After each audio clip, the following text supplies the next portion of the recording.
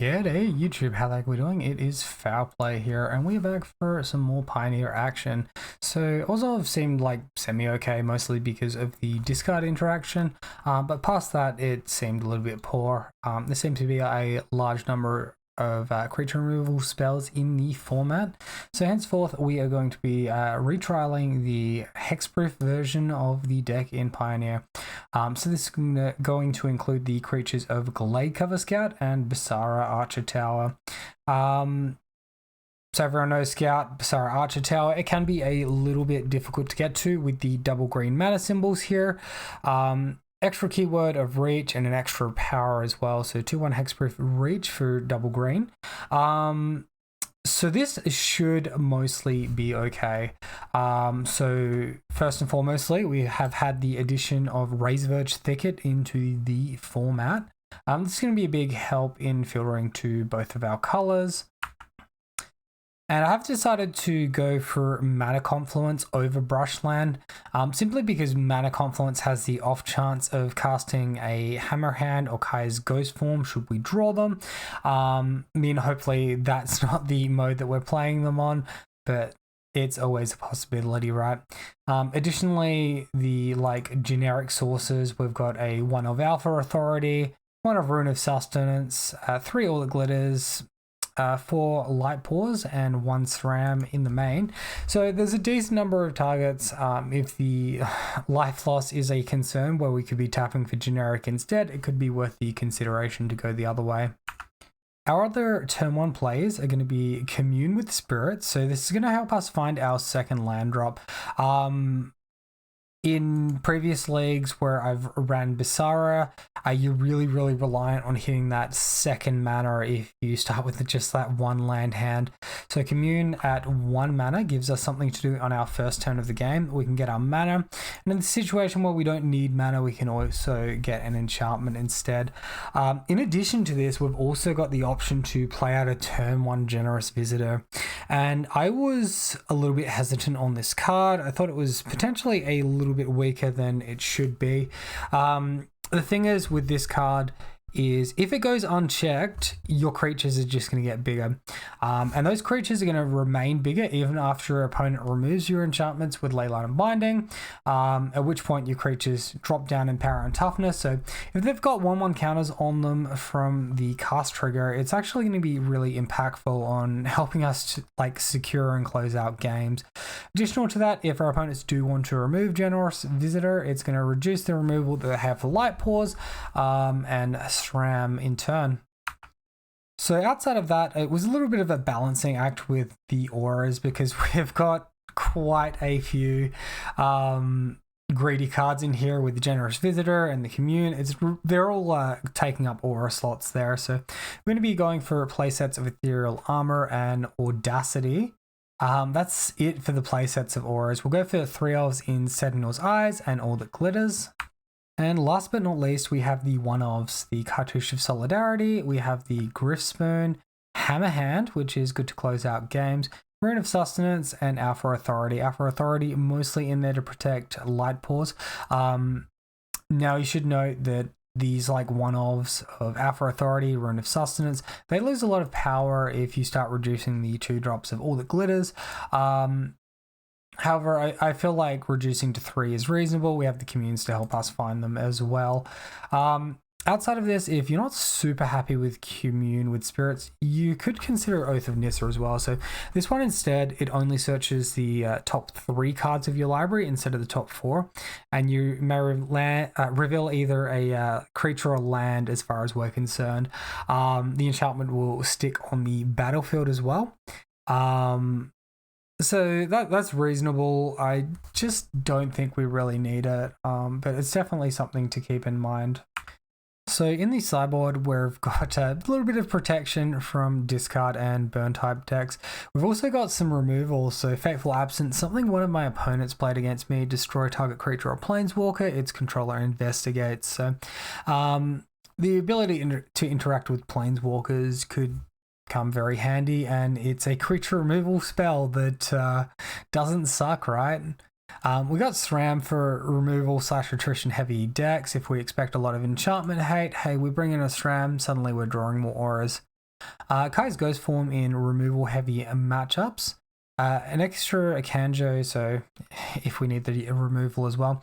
And Tamiya safekeeping, so I decided this over like Lauren's Escape and cards like that, purely because this can target our auras, and it turns out there's a large amount of interaction for our auras, so we want to keep them on the battlefield if we can, and Tamiya's safekeeping is going to help us do that.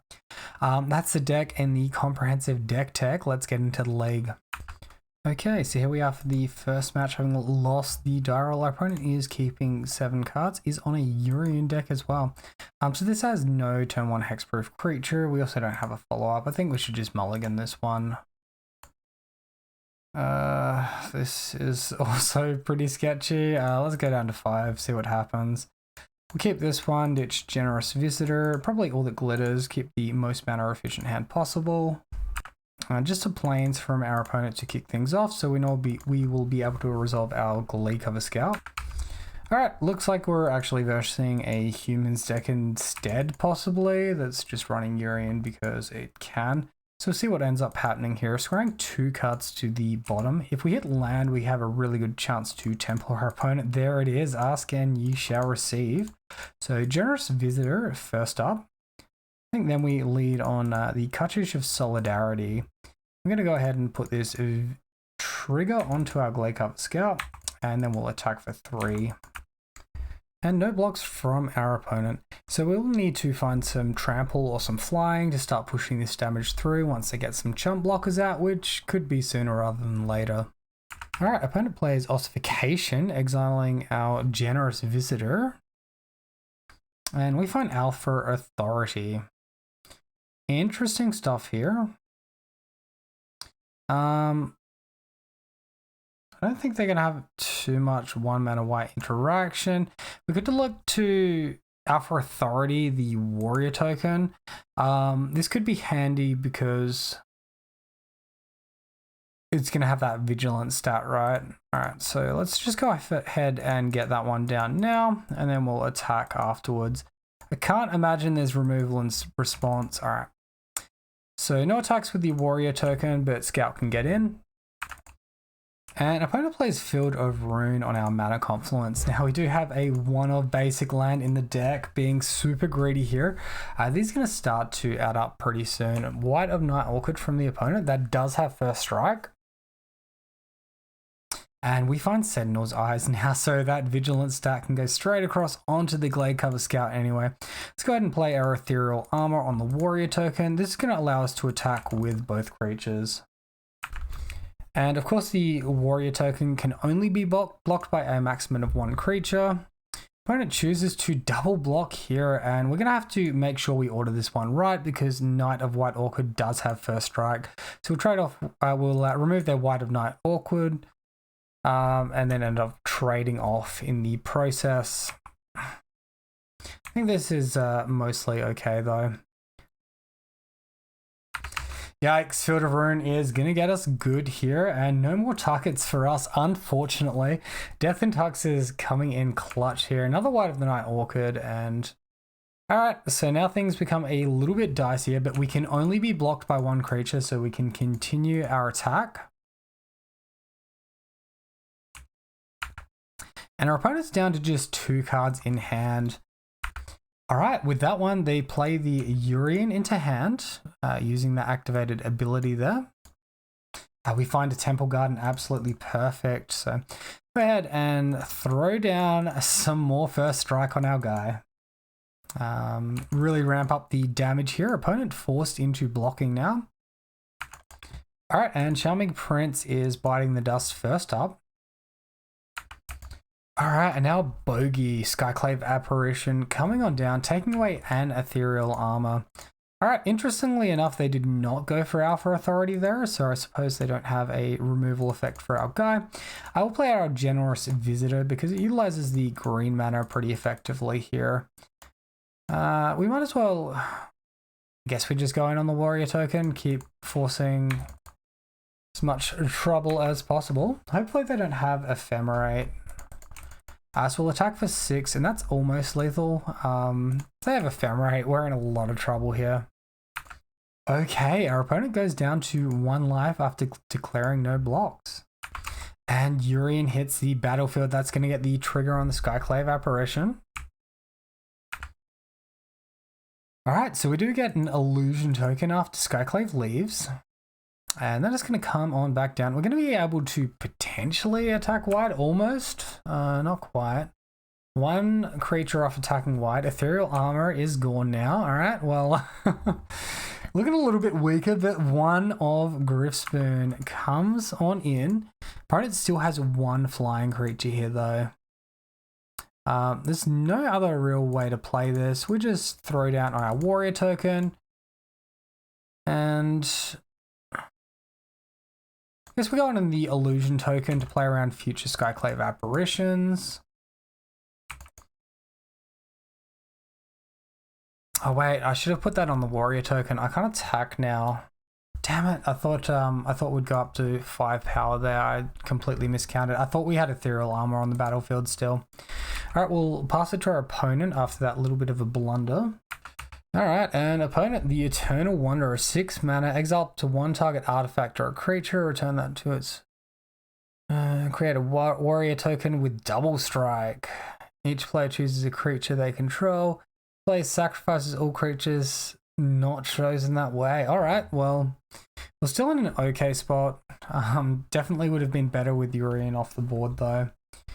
Opponent removing our illusion token, and we only have ourselves to blame on that one. And no attacks from our opponent. We draw a mana confluence, which sort of sucks a little bit here. I think we can play at our light pause and just pass it back. Alright, we'll just go ahead and do that. Maybe it's correct to hold light pause, but I could be wrong. Wait, what was that secondary effect that happened? Return, oh, okay, return it to the battlefield under its owner's control at the beginning of the next end step. So playing light pause was probably just wrong because they're just going to exile it and we won't get the trigger from it. Okay, sorry. I've had a very long week and I'm rather tired. All right. Chooses 1, sacks the others. I guess we'll keep the warrior token. Wait, what? Wait, what? Our opponent chooses them? For each player, choose a creature. Okay. Wow. All right, we do get the illusion token, but our opponent has another creature. You got to be kidding me, man. Well, our opponent could have lost this Urian, and then we could have got there, but all right. Well, we misplay a little bit there, and it's definitely costing us here. And would have been nice to have that light pause in hand here currently. Wait, does our opponent have instant speed interaction or something else going on here? Let's go for this attack for 1. And there it is, a Wandering Emperor from our opponent. 2/2 Vigilant Samurai, and gonna take our creature off the table. In second main, we'll play the Archer Tower. Alright, we'll pass to our opponent. We'll leave Sentinel's Eyes in the graveyard. This is just to play around like Skyclave apparitions, right? Alright, opponent gets the warrior token off of this Eternal Wanderer. The other Wandering Emperor buffs this one up. Charming Prince from our opponent as well. And they're going to bounce Urian off of that one. Attacking with the first strike Vigilance creature. That's going to put us to 8. And Charming Prince triggers, Urian enters. We'll see what they do. Maybe they get a reset on some of their Planeswalkers. Maybe they get some life gain off Charming Prince. Alright, so the Planeswalkers and Charming Prince all go to exile. Wow, we brick on mana. We can Griffspoon. We can't Griffspoon. Alright, well, I guess we'll throw this down and throw down the other Sentinel's Eyes. Don't think the life matters, right? Block the double striker, get out of range of that, take 7. Oh, god damn it, man. Well, we have only ourselves to blame on this one. This Urian could have been long gone. So if we attack here, we force the Urian block. Alright, let's just go ahead and concede. All right, so I couldn't find too many mono white human lists with urine in it, so here's one without it. Obviously, our opponent had Skyclave Apparition, which is also a pretty big problem. Brutal but Cathar can be pretty savage to us too. All right, so in this game, we're probably not going to want to rely on Light Paws too much. Maybe we can get like a Tamio Safekeeping to keep her alive and whatnot, but mostly there's just creatures on the board. We want to try to race them. A reminder as well, guys, if you find this video entertaining or informative, please consider subscribing to help support the channel. So Fateful Absence is reasonable. Ganjo is reasonable as well. We didn't see too much removal of our one other Ganjo in that game. The question is what to do here. I think let's actually try bringing in our SRAMs.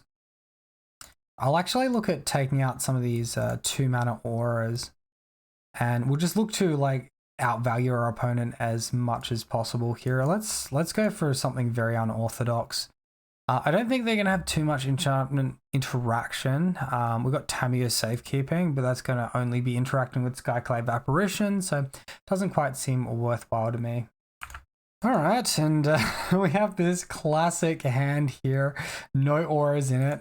We sadly have to mulligan.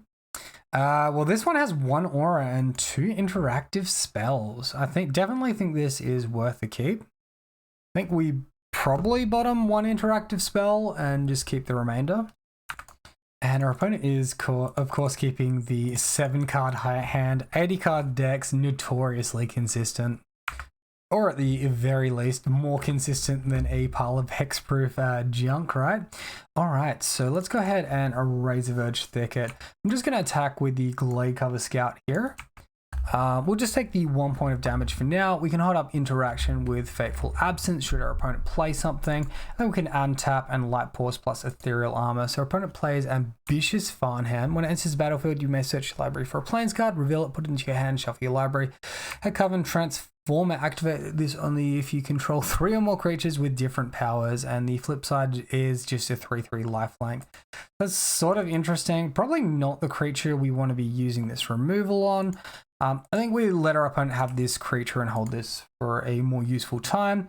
We, of course, find Audacity, and that's a pretty reasonable one. We'll play out Besage. We'll play out our Light Paws. And now we'll Ethereal Armor on the Scout, searching up Sentinel's Eyes. This should give us a good mix of keywords. And of course, we can keep the Sentinel's Eyes and get that back from the graveyard after a Light Paws is potentially removed. For now, let's attack for 3.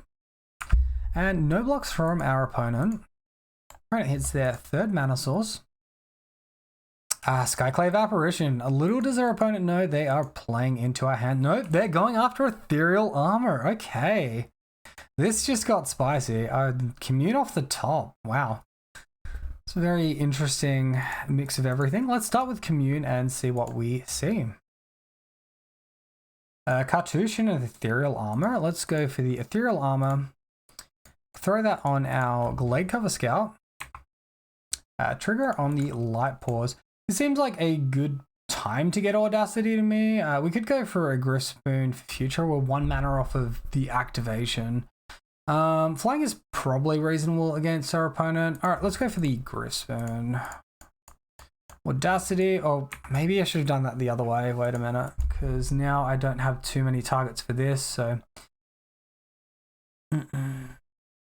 Yeah, I think I did that wrong. All right, let's Cartouche. That's why I was thinking Audacity before. Oh well, notoriously tired still. In any case, I should have attacked with Light Paws. Oh my god, I'm so bad right now. Alright, so our opponent could be on 3. Instead, they're on a healthy ass 8. Nykthos Shrine on their side of the battlefield. Lay down in arms from our opponent. Alright, so we do miss out on a few effects there. Charming Prince from our opponent as well. And exiling the Skyclave Apparition, going after our cards even more, and this one's going to hurt on the entering. I guess Ethereal Armor is going to wreak havoc. We hit Bisara Archer Tower, and that's not super impressive in my opinion. I think we probably just Fateful Absence here. I have like too much that's good to do after that.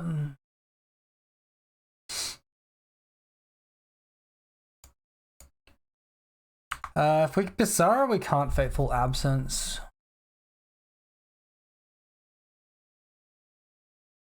So we could Sentinel's Eyes here for to attack, kill both our opponent's creatures potentially, maybe just a Charming Prince. Yeah,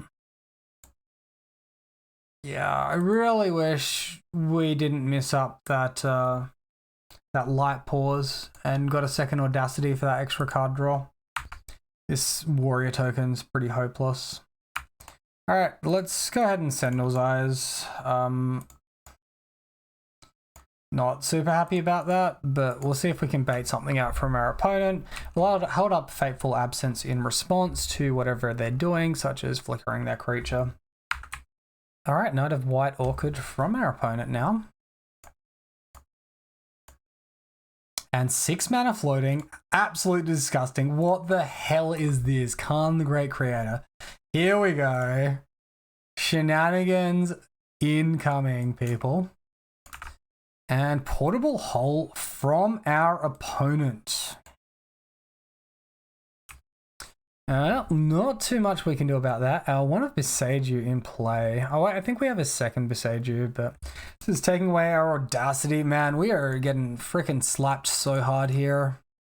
The question is, what's more threatening, the Khan or the Skyclave Apparition? Both are pretty horrendous for us, really.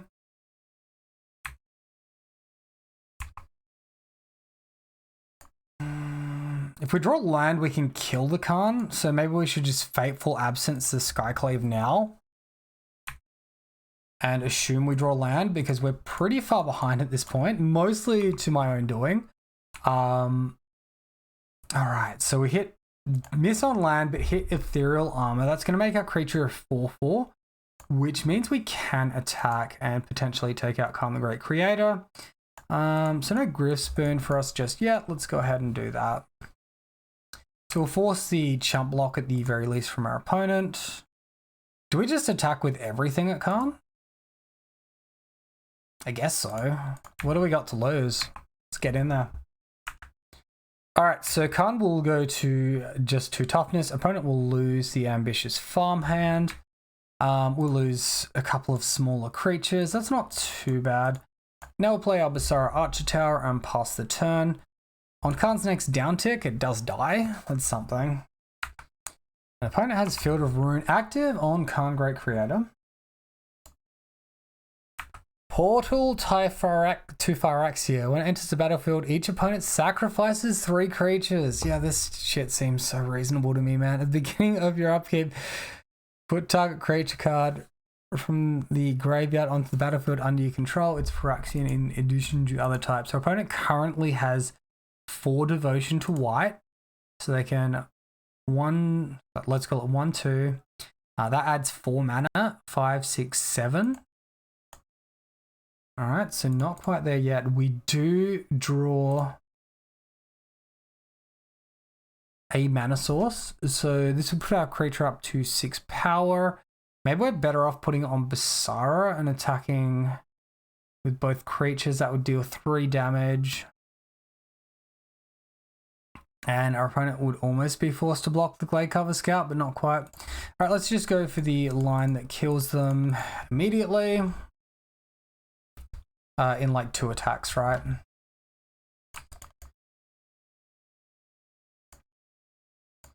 So we'll get in there.